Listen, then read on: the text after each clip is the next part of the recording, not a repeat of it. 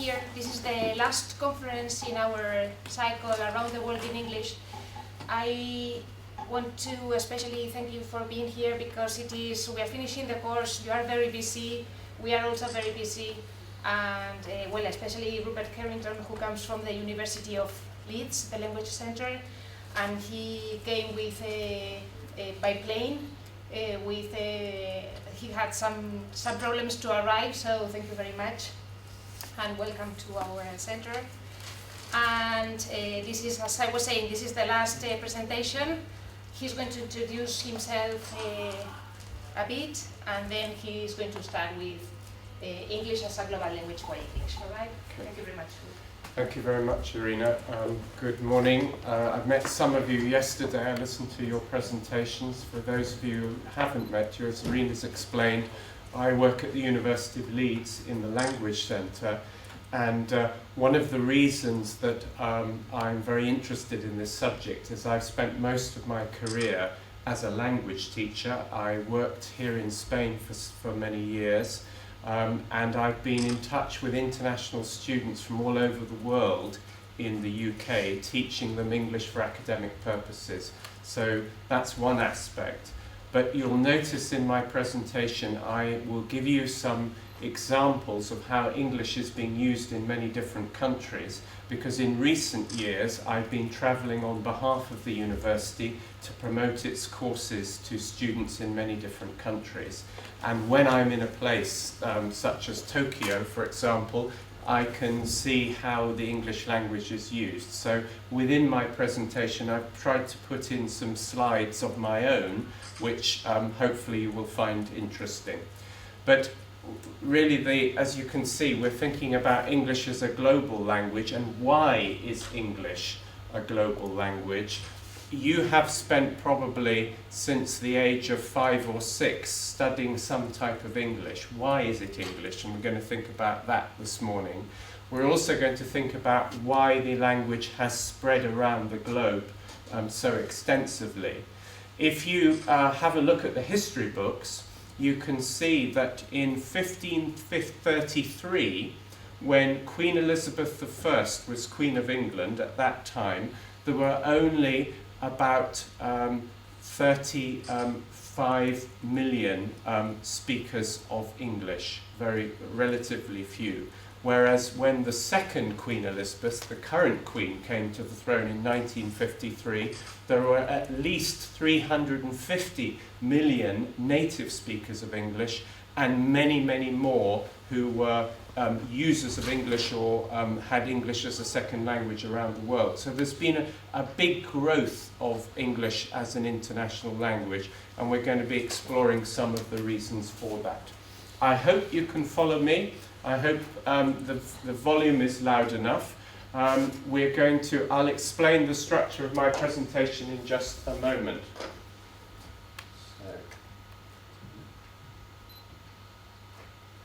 So I thought this slide might be interesting to you. I took this on the Taipei Underground in Taiwan, and you can see a bit of global English there. They've translated the etiquette for using cell phones on the underground there. And just if you have your cell phone this morning, if you could switch it to silent mode, as they suggest here to keep your phone call short, brief, but it's probably not a good idea in a lecture to be having a phone call. So that's just an example of some global English, but I'm using that just to remind you about mobile phones, if that's okay. So, thinking about whether English is a global language, you'll be aware that in some sectors of life we use English extensively. So, for example, the whole of the aviation industry, English is the main language, and I'll talk about that a bit later. Shipping is another area. There is a particular maritime code, I think it's called Sea Speak, which is used for dealing with all the regulations for ships passing into a port, etc. And much of the work in the logistics industry, all the documentation for import and export, that also has many standard codes which are conducted in English. We also then have international cooperation. So for example, if somebody commits a crime here in Spain and then goes to another European state, the Spanish police will not be speaking to the police in one of the other states in Spanish. They'll be using English because they'll be communicating through the International Police Agency, Interpol, and the standard language for that is English. And the final area I want to just draw your attention to, which is very relevant to your studies here, is computing. Much of the technology in computing was developed initially in the United States. We have the development of companies like Microsoft and Apple, which have dominated the market, and that has another factor in generating English as a dominant language in that sphere. And obviously, as time has gone on, other languages are being important, but there's still English for science and technology is still a very important language. So in certain areas of life, English is important. So what I want to explore this morning is what a global language is, any characteristics it has, and then move on to look at how English has spread historically around the world, looking at certain regions which have had an important effect on the spread of English. And then I'll move on to giving you an example, some brief examples of how English is being used in certain countries. I can't obviously cover the whole globe, so I'm just focusing on particular examples. And finally, draw your attention to some of the predictions which, if you read about this subject in the literature, are often talked about. What will English be like in 50 years' time, for sake of argument? So that's essentially the structure. And I hope we'll have a few minutes for questions at the end. Be pleased to answer those from you. So I'd like to just start off with a historical example. I don't know if you've ever heard about the warship, the Mary Rose. Have you ever been to the city of Portsmouth in southern England? If that does. If you know the geography of the United Kingdom and England, if you come right to the south coast, in the centre there's a town called Portsmouth, which has traditionally been the centre where our navy, shipbuilding, but it's been a place where the navy and warships have been built. And if we go back historically to the time of Henry VIII, do you remember the king we had who had 8 wives? And he did his first one was Catherine of Aragon, who's Spanish, you probably know about that. And he was at the time fighting the French. So he built these large warships of this type. Now, they were very successful because they contained these big cannons, these heavy guns made of cast iron. But what that meant was they were very big ships and they were quite top heavy. So if they moved very quickly, they could turn over. Now, historians have been thinking, well, why did this ship sink?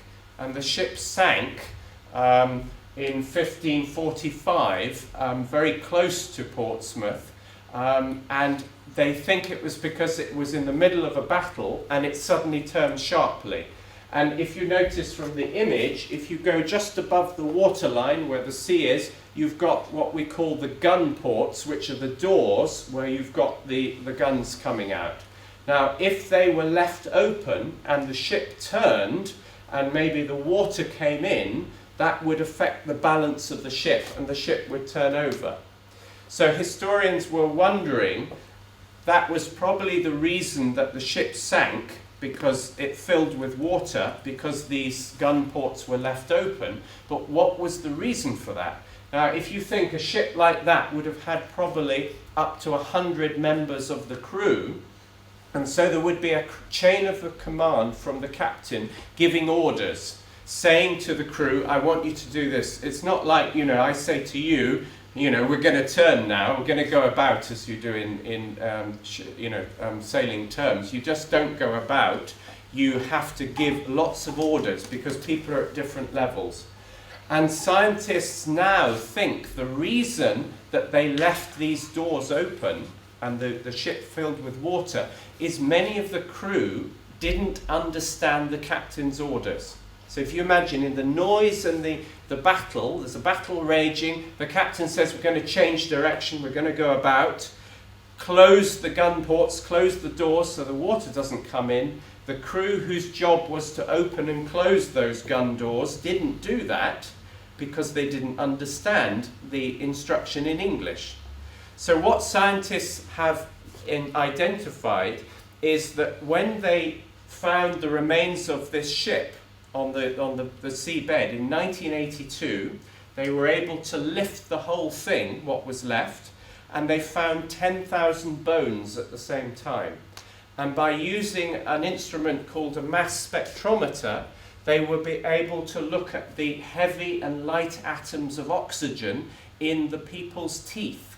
So they were able to find 18 individuals, or the remains of those individuals who were on this ship, identify in their teeth the amount of oxygen, the atoms of oxygen, and they were able to say that most of them came from southern Europe, because in southern Europe the atoms of oxygen are heavier, which indicates a warmer climate, whereas where I'm from, it's a lot cooler, and so they're lighter. So the theory is there that it was through linguistic misunderstanding that the ship sank. Now, if you read the literature on naval or aviation accidents, there are lots of examples where linguistic misunderstandings are the reason, and that's quite a dramatic but historical example of that. So that leads me on to modern day, and the reason the International Aviation Authority Organization sets a specific language for air traffic controllers to use is to avoid these misunderstandings.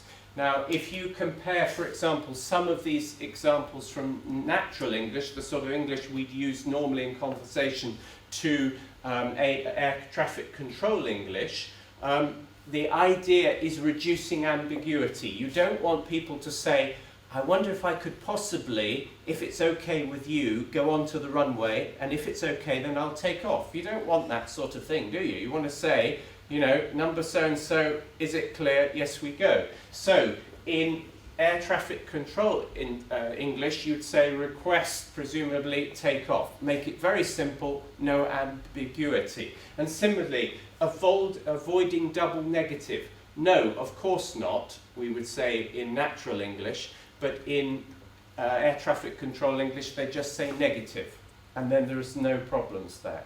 So in specific areas of life, we have established a code, and in this case, it's this variant of English, which is very specific. But what that means is that the language is spread around the world even more, because how many people fly, you know, every country somebody is flying, and all of the pilots are having to speak this language.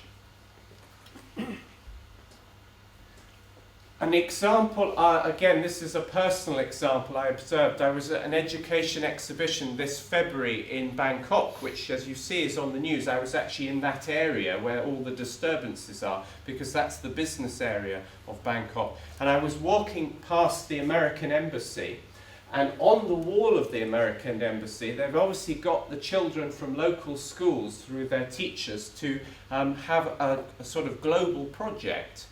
And they've put these sort of murals talking about international cooperation and globalization. And I'll just read you this particular school, IES, and they've written, expand your knowledge and share your culture.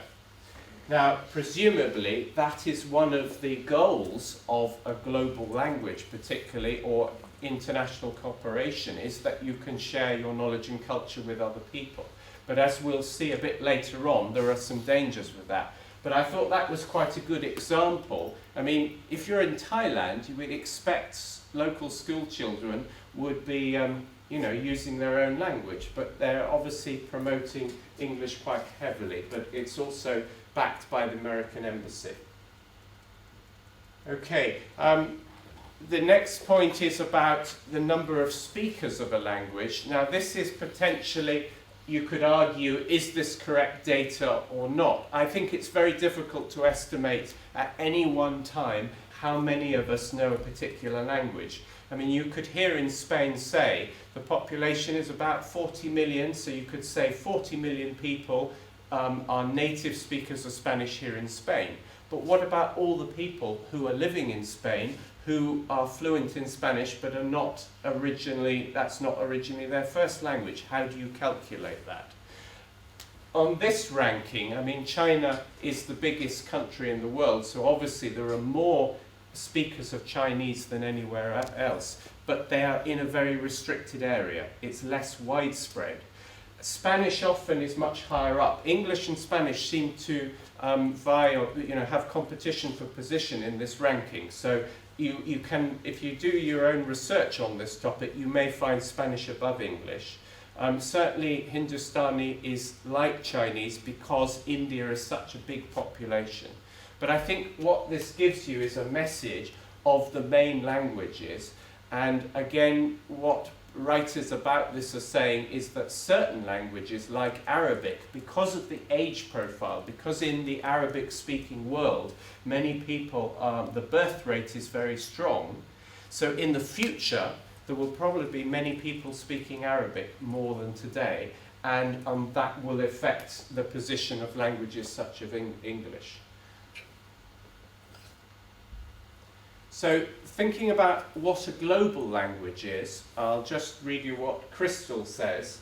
He says, a language achieves a generally global status when it develops a special role that is recognized in every country. Now, I think the key thing here is this idea of a special role. What does he mean by a special role? And the idea in every country. So could you say that English, for sake of argument, has a special role in every country? I'm not sure if I would say in every country, but it certainly has a special role in many countries. And what he really means by a special role is that it has a special status. So, for example, it is the official language in more than 70 countries. It's been given a priority as a foreign language for teaching purposes in more than 100 countries. So, for example, here in Spain, English is the language which has a special priority. The Spanish government is spending lots of money on developing bilingual education programs. If nowadays, if people are learning a second language, English will be the first on the list, presumably. And this is the case in many countries around the globe. In many other countries, English shares its status with another language or other languages, and this may be for historical reasons, political reasons, to encourage trade, or it may be because the local language, there are so many local languages, they need a sort of lingua franca. If you take the country of Nigeria, for example, it's very difficult in Nigeria, I believe, because there are so many local languages that to impose a language which is commonly spoken around. So English produces that purpose. But in many parts of the world, it shares its status with other languages. So if we have a look at this map, you can see the countries in very dark blue are the so-called English-speaking countries like Britain, Ireland, the United States, Canada, etc. But the ones in light blue are where English has an official status as an official language. So you have India, you have many of the countries in Africa, South Africa, Kenya, Sudan, Nigeria, etc. So it's quite well spread, and we're going to move on in a minute and think about, well, why we got to that point now.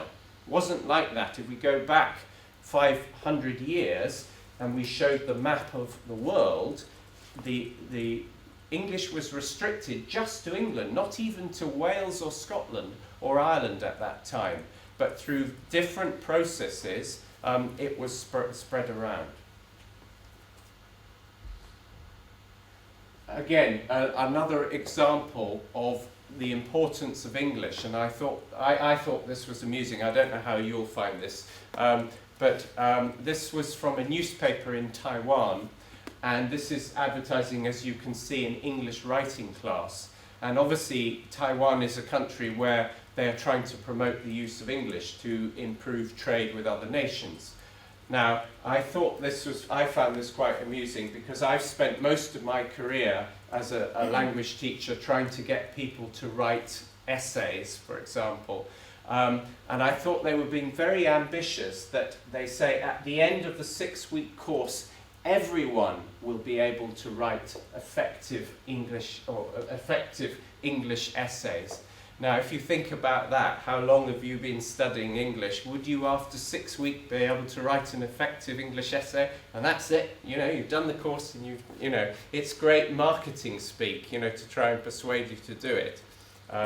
So that's just an amusing example, but it illustrates how, people in different countries are trying to make an effort to learn the language.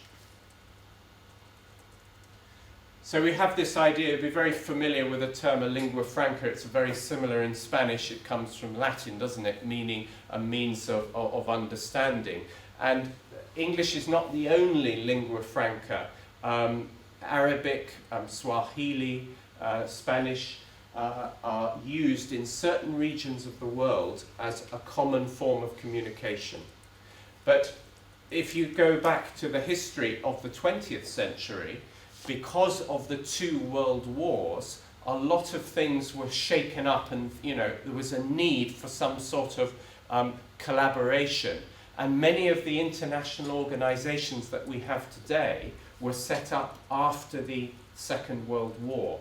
So in the late 1940s, early 1950s, and these are examples of some of them. So we had the World Bank and the United Nations at the end of the Second World War in 1945.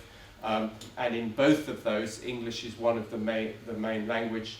International Monetary Fund, English, French and Spanish are the main languages.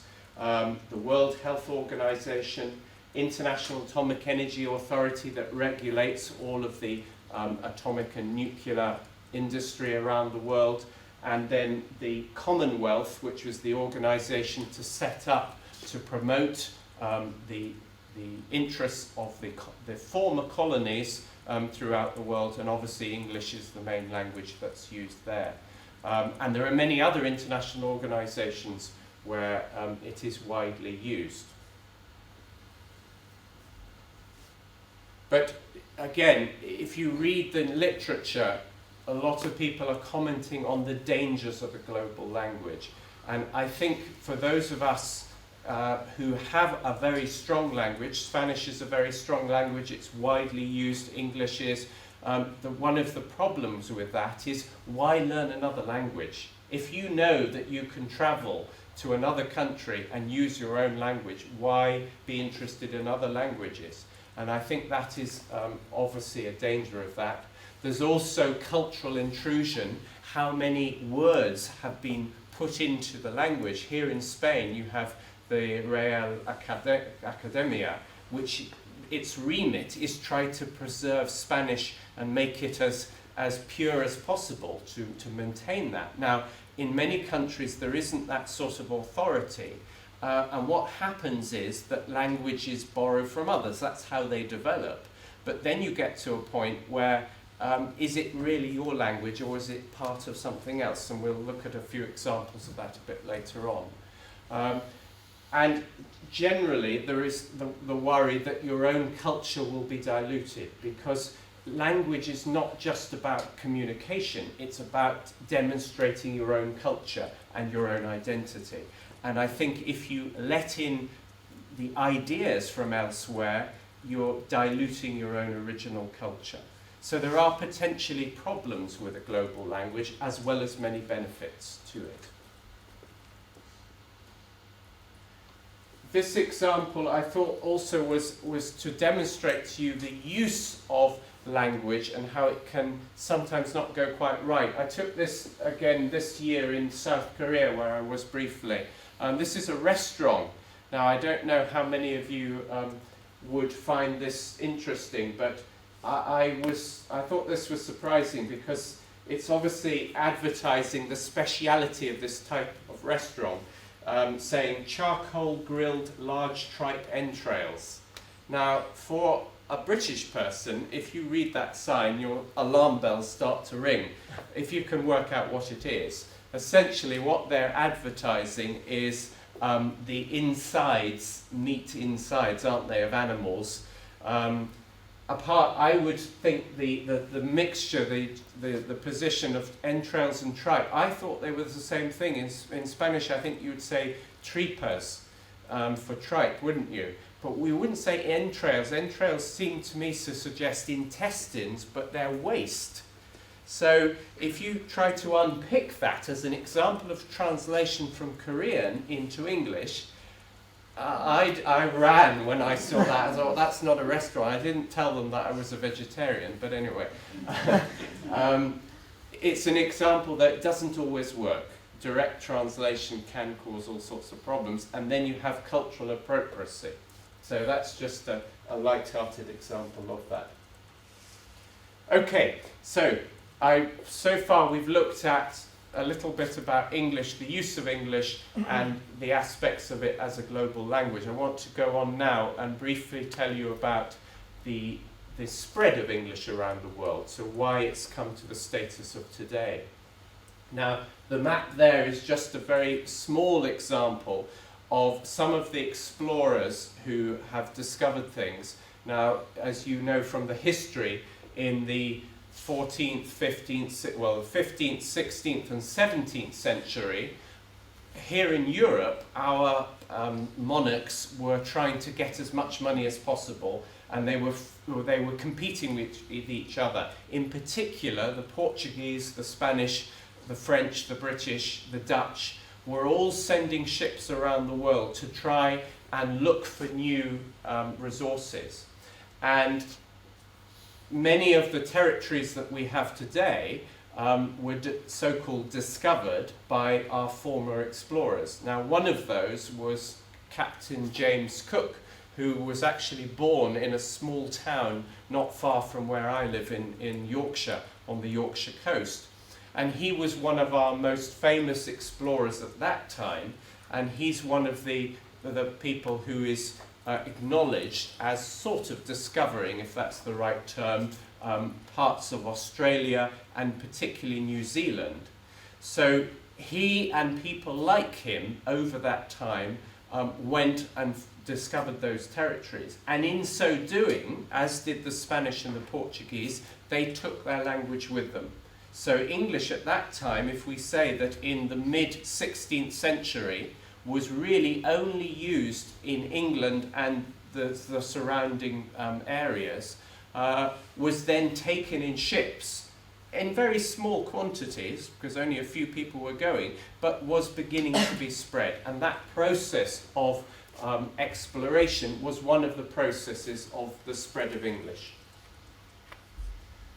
We then had the next process, which was happening at a similar time, a little bit later, which is what we can call colonization, where a group goes from one country and moves somewhere else. So at that period, there were people here in Spain and in Portugal who were moving to the new territories, Central and South America, for example. And in the English-speaking world, they were moving a bit further north to modern-day USA and Canada. And this is just an example of what we call the Pilgrim Fathers. There were about 100 families who left the south of England in Plymouth on the south coast, and they set sail in 3 ships in 1620, and they sailed across, and they came to they were trying to land in modern-day Massachusetts, in Cape Cod, you know, when you see on the films Martha's Vineyard, all of those where the famous rich American people have their holiday homes. That's where they were heading for, but because of bad weather, they didn't make it, and they travelled around for a bit longer, and only 50% actually got there. They died, many of them died on the way, but that group of about 50 people established a settlement on the east coast of America, and they were the ones responsible for the modern day Boston, that area, and they took their language there. And after that, many generations of people moved into the new territories, which became the United States and Canada, as well as other places. I mean, you could say the same about Australia and New Zealand at a later period. So colonization was an important process, people moving for a new life in a place, and they took their language there. And I think America's quite interesting because they all arrived on the eastern coast, and then they started to move west, didn't they? Developing the railroads, and obviously that had some many negative facets, you know, the decline of the Indian nations, etc. But they were taking their culture and their language. And in the latter period, if you think that the American population in 1800 was very low, it was just a few million, but by 1900 it had risen to 76 million people. So it grew dramatically. It was huge inward migration to America in a relatively short 100-year period. Another factor was what's known now as the slave trade. You probably know about this. This was, again, people here in Europe going to Western Africa and taking these slaves, these people from the Western African states, modern-day Ghana, Sierra Leone, all those particular places, and taking them to the new lands. So some of them went south. The Portuguese traders took them to modern-day Brazil. The Spanish traders took them. Dutch took them. And a lot of the current territories, so the Caribbean islands, for example, some of them are French-speaking, some are English-speaking, because they were brought in on ships to work in the plantations. Once these areas were discovered and they were seen to be very rich in particularly sugarcane and other natural resources, they started this triangle. So they would come from Europe, pick up the slaves, take them to the Caribbean, and then they would return to Europe with some of the resources that were there. And that helped to develop particular varieties of English, as well as also French. So you have French Creole, you have English Creole, and you have particular varieties of English which have become very strong, such as Jamaican English, which is another type of English which is spoken, but in a very restricted area there. And that was really up until the 19th century, and then circumstances through the development of technology, which again were very strong in Britain and also later on in America, gave this whole spread of English a great push. Because, again, looking at the slides, how did manufacturing take place? Again, where I am working in Leeds, in the north of England, that area originally had was a wool producing area. So we have a lot of sheep farming, and the wool over centuries was sold to other parts of the continent. So we did a lot of trading with the Dutch, for example, selling wool. But and the industry that was produced was originally on a very small scale. And then they started to develop new techniques. So they had water wheels, but the problem obviously with water wheels is that in the summertime, the rivers are not flowing, so there's not enough water to keep the machines working. So with the development of new technology, which was steam engines and all steam turbines, they were able to do for manufacturing for 360 days a year, and that made them more productive. But what that meant was, because they were increasing their production, they needed to have not only raw materials, but also the labour, so people. So with the expansion of the technology, an improved distribution network by the late 19th century, we had the rail network, so we were able to produce something anywhere in the country and take it to the port and then send it across the world. So that was the distribution network. But we needed raw materials.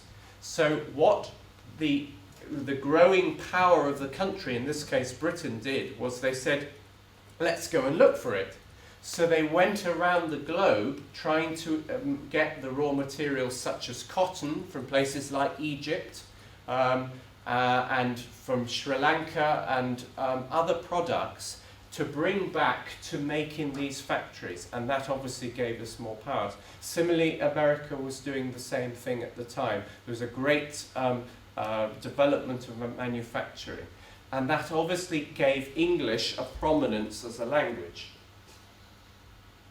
So through the developments, particular places in South Asia, such as India, became a colony, and many of the other countries there, Sri Lanka, Bangladesh, for example, and then in the later period, many of those people became migrants because we had developed a manufacturing capacity, but we no longer had enough people to work into them, and so those people moved over to Europe and to places like Britain to work in the factories. And again, they brought with them their languages, and some of them, they obviously had to learn English. So again, there was a two-way, originally trade, and then colonization, and then migration, inward migration. Okay. And in Africa, it was a similar thing. It was a search for resources. The British established a base in southern Africa, in modern-day South Africa, in the early 1900s. English was never a priority language. It was always shared with other places, but it spread through education, and it became what they term as a high language, used in the government and in education, and was quite widely used there, and continues to be used today. They did a survey in 1994 after the new constitution in South Africa, and they worked out the number of speeches in the South African Parliament that are given in English. 87% of them were given in English, which gives you an idea of the importance of the language there. However, there are obviously many other languages which are important. Okay, so by 1905, which was the peak period of the British Empire, all the countries in red were the ones which were under control of Britain. That was our peak period for that. And that just illustrates to you at that time how widespread the language had been. Now, obviously, there was a big decline after that for many reasons, but the language was less affected, although politically lots of things changed. English had got a root there, and that's why today, in many of those countries which are former colonies, English has special status. So, looking at the modern map today, those would be considered to be the English-speaking countries. So in Australasia, South Africa, the parts of the Caribbean, and North America in particular.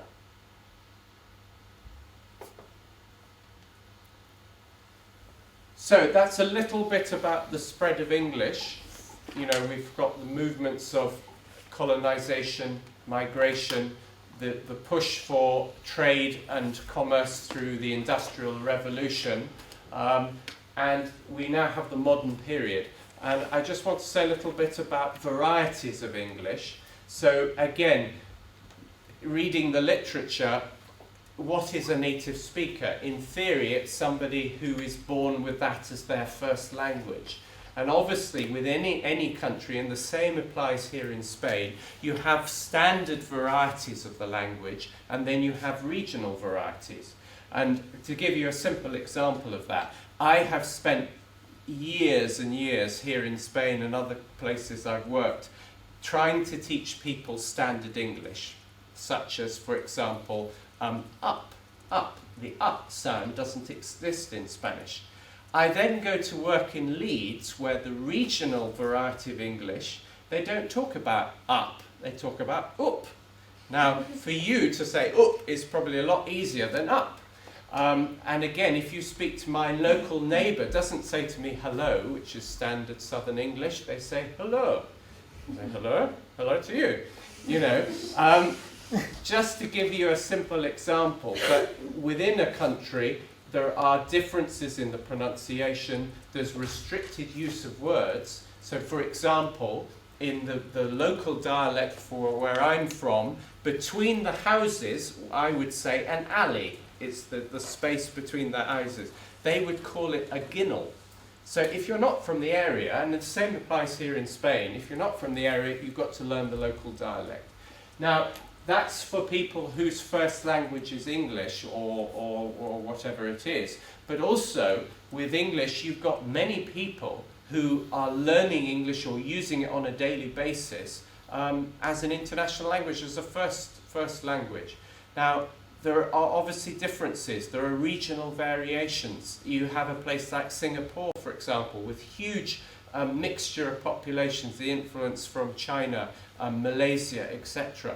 And there is now a variety called Singaporean English, or Singlish it's sometimes called, where there are very specific words and use of the language, but it is the first or the official second language for many people. So for non-native speakers of English, the language has a particular variety. For many people, it's just a means of communication, so it will be not idiomatic. You will say things as clearly as possible. I always remember teaching as a language teacher, people used to say, well, why do we have to learn phrasal verbs? And when you take these language exams, like first certificate, you have to go through all the exercises of phrasal verbs. But how often do you use phrasal verbs when you're talking to each other or talking to people in English? Probably very little. It's native speakers who use them mostly. So there are changes to that, and I think the other thing to say is that for international English there are variations in pronunciation. There's not necessarily a standard. If you're talking to someone on the phone because you're doing some business with them in China, their pronunciation of the terms will be quite different to the way you'll be pronouncing it, but the main thing is you're communicating. So to give you an example of a regional variety, I took that in a small town in Colorado last summer, and obviously the Americans have their own speak Midwest, howdy folks. That is very restricted use of the language to that part of America. Well, it's probably more extensive, but it's a variety of English. Okay.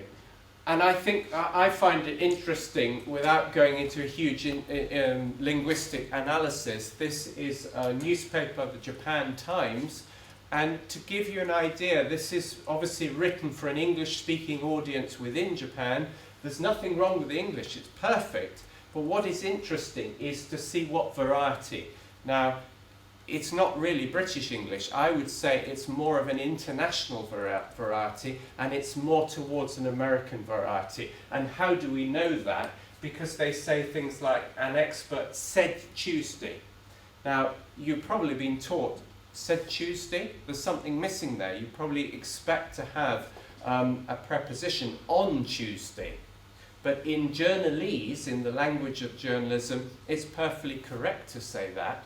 But it seems to me to indicate that that's more of an American variant of journalistic English than it would be British English. And that's the sort of type of article you'll read, certainly in Asia. You'll be very familiar with the English of computing, which has brought in all sorts of words into the English language, like cursor, mouse metaphors like mouse to navigate, etc. And obviously these are translated into other languages, but possibly when a new technique is developed, that language that establishes itself and then is spread out, for example. I thought this was quite interesting as a brief example of how language education is being prioritized in certain countries. Again, this is an example from South Korea, where these are young children between the ages of 5 and 7 who are being given English classes, kindergarten classes, and they're being asked to read books, for example, in English, which seems to me to be quite, if I think when I was only 5, I don't know about you, but when I was 5 I wasn't studying any foreign languages, which is very typical when, you know, in Britain, but it seems to be quite demanding that the amount of exposure to English certain children are having in parts of the world is enormous. But the idea being that if they feel that English is the lingua franca, will be very useful for trade and commerce, then probably it's a good idea to get young children very attuned with the language early on. Okay, another specific example, this is taken from a billboard, an advert in Bangkok, advertising a new Toyota, which is probably not the most appropriate time to do, but anyway, I was interested in the language there. I am hybrid, which is a good example of international English, surely. Do you see anything? Is that okay? Do you notice anything about that? Would you write that?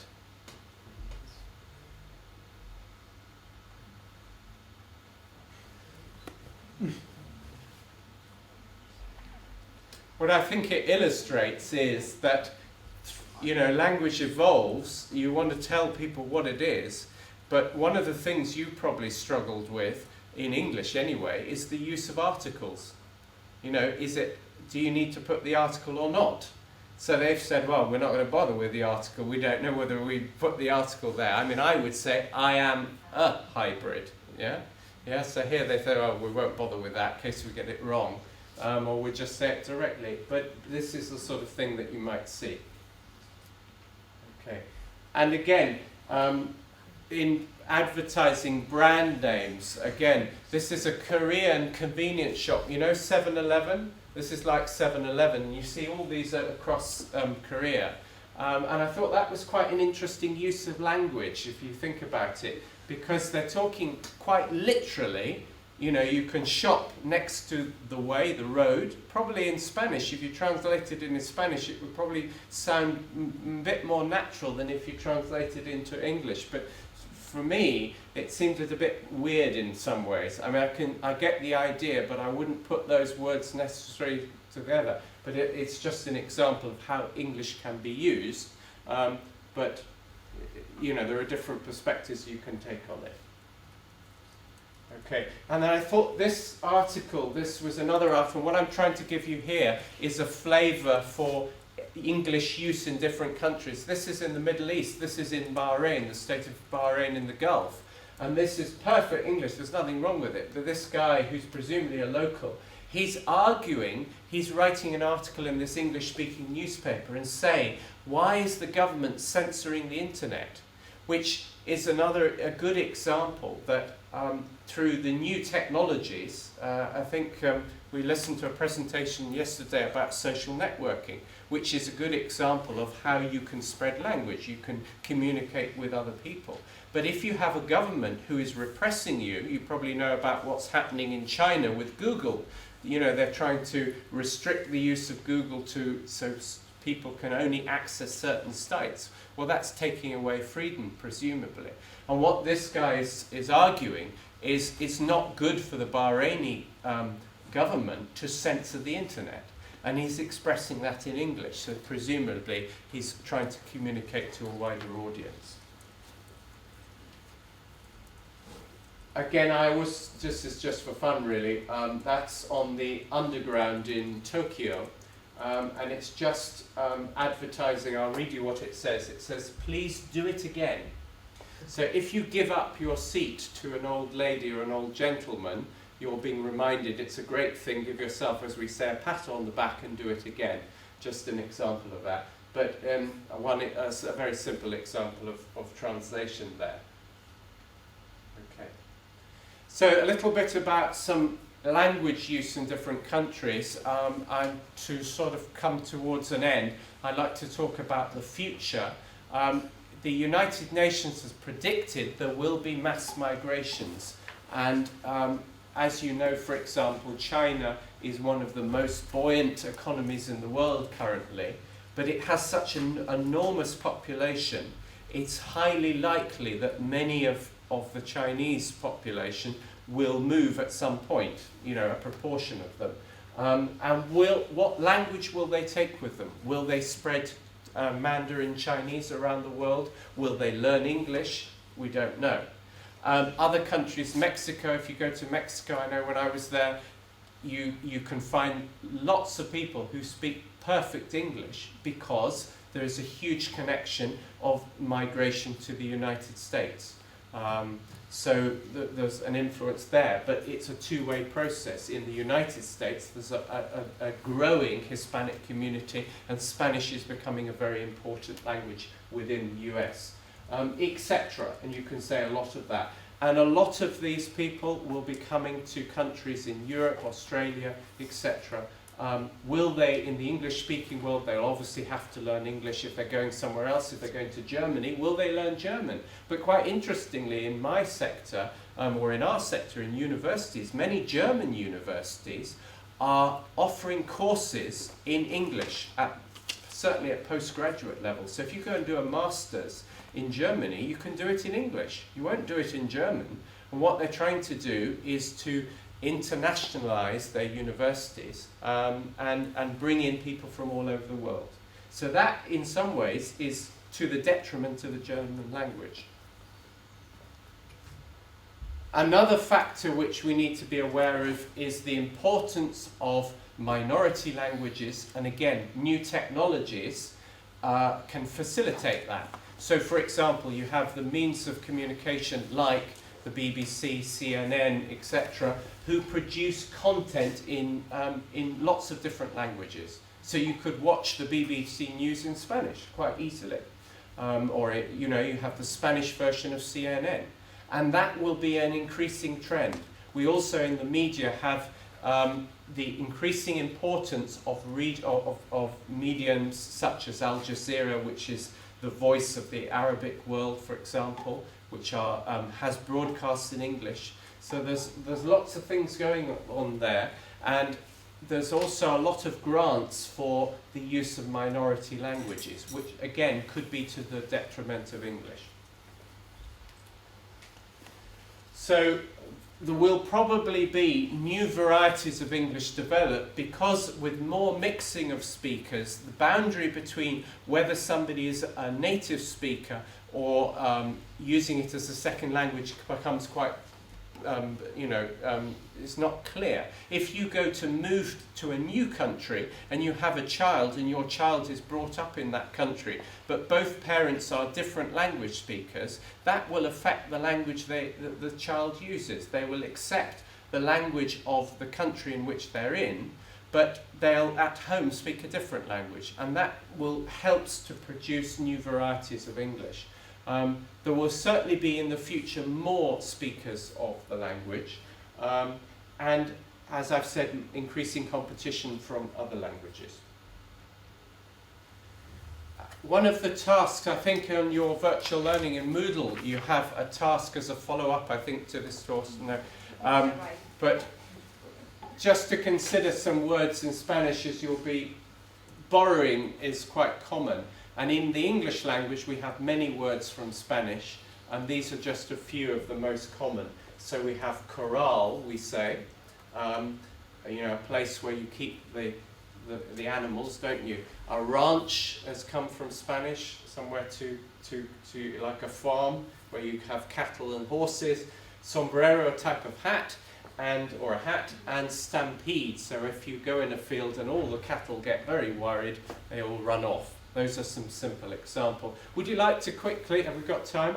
Shall I teach you a bit of Japanese for 1 second? Okay, I'm going to tell you some words in Japanese which come from English, and I want you to tell me what it is. These are all food words, okay? So that when you go to Japan for your summer holiday this year, you'll be able to survive. And this is what I learned. So when I go to a coffee shop, I know I can eat. So I would like, you can say chizu. What's that? Cheese, thank you. And kohi, thank you. Tosuto, Toast. Toast, thank you. Miruku. Milk. Thank you. Okay, so as you can see, there are many other words, but those particular products are not typically Japanese. Cheese is not on the cuisine of the Japanese menu traditionally. So they've brought that into the language. And in a country like that, there is a big tendency to make foreign words like sound as if they're local words. And that is a process that's ongoing. So at least you're not going to starve when you go to Japan, for example. Okay. So just to conclude, I'm just going to show you some hopefully amusing examples of the use of English. But before I do that, what I've tried to give you a picture of this morning is of how English is a global language in many areas of our society, and then talked about the spread of English around the globe over time for various purposes, historical purposes, and then finally looked at the use of English in certain countries. Now this example is a translation obviously from Japanese in the historic city of Nara to tourists, and they say, "Cars go along the right way. The walkers please go along the front approach to a temple if possible for safety." Do you understand that?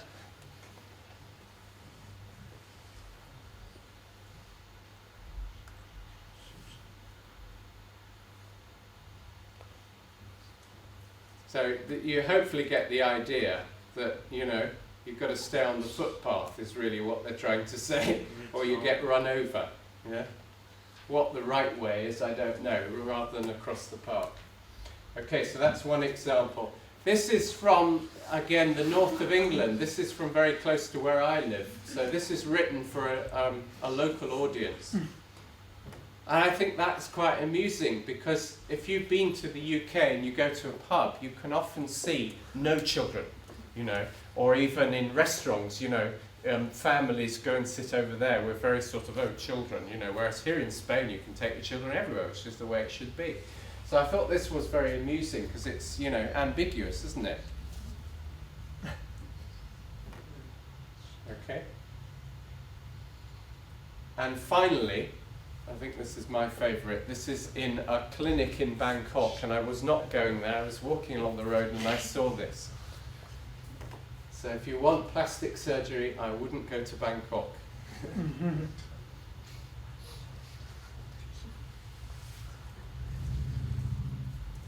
So some examples of uses of English which can or cannot be thing. I'll leave you my contact details for the University of Leeds. Thank you very much for your attention today. Thank you for coming. I hope that's been informative. And if you have any questions, I'd be very pleased to answer them. Thank you.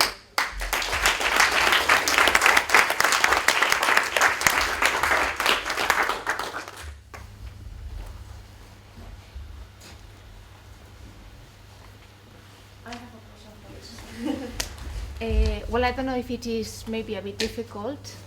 In the cycle around the world in English, we have in our first conference Diego García-Haro, and he was telling us about English in Spain, and he did an analysis of how he sees English is spoken by Spanish speakers.